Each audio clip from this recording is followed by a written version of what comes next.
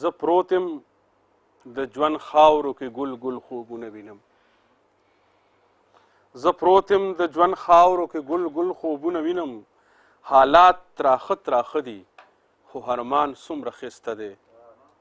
او ښارونه ادیرې شي چې د جبر خاموشي شي ښارونه ادیرې شي چې د جبر خاموشي شي نارو د لیونو کې بیابان څومره ښایسته دی دا ښاغلی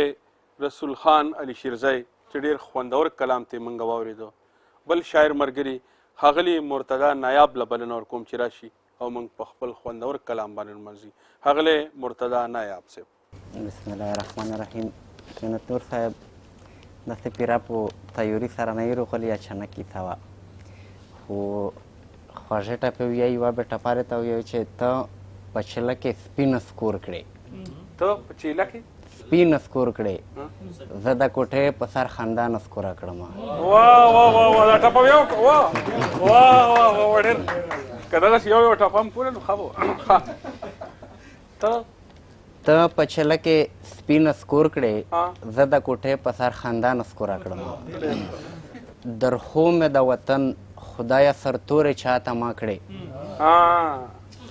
درخو مې د وطن خدایه سرتورې چاته ما کړې زما د اوږو خړ صدر یې سر ته لوپټا کړې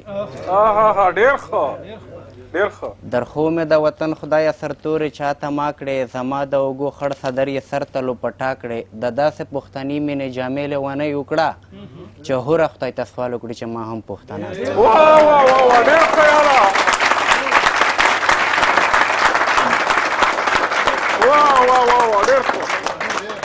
ډېر ښه دا شعر بیا ووایه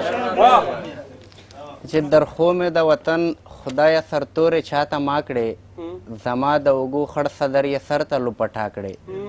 د داسې پښتني مینې جامې لیونۍ وکړه چې هوره خدای ته سوال وکړي چې ما هم پښتانه کړې وخت کم دی د خپل نظم څو شعرونه درته وایم چې دا په ما باندې څه وشول وطن وایي په ژړا کې دا په ما باندې څه وشول وطن وایي په ژړا کې د چا تر سره باندې نشي بم مې لګي په سینا کې درویش صاحب دا مې نو یې ولیدله حیراني مې ورته یوسي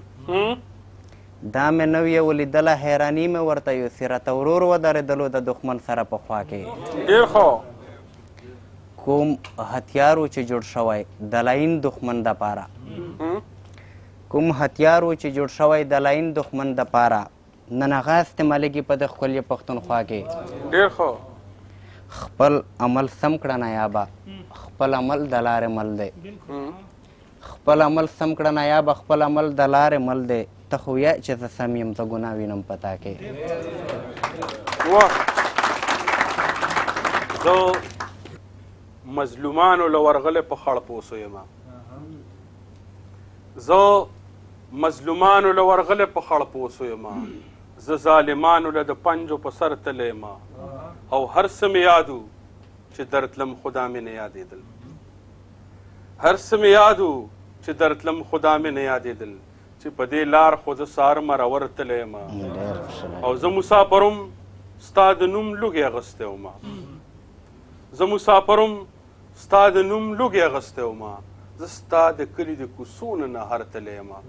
دا و ښاغلی مرتضی نایاب صاحب چې ډېر خوندور او ډېر په زړه پورې شعرونه موږ ته ووایي ستا یو نړۍ مننه ټول مولدان ښاغلي شاهنواز افغان صاحب له بلنه ورکوو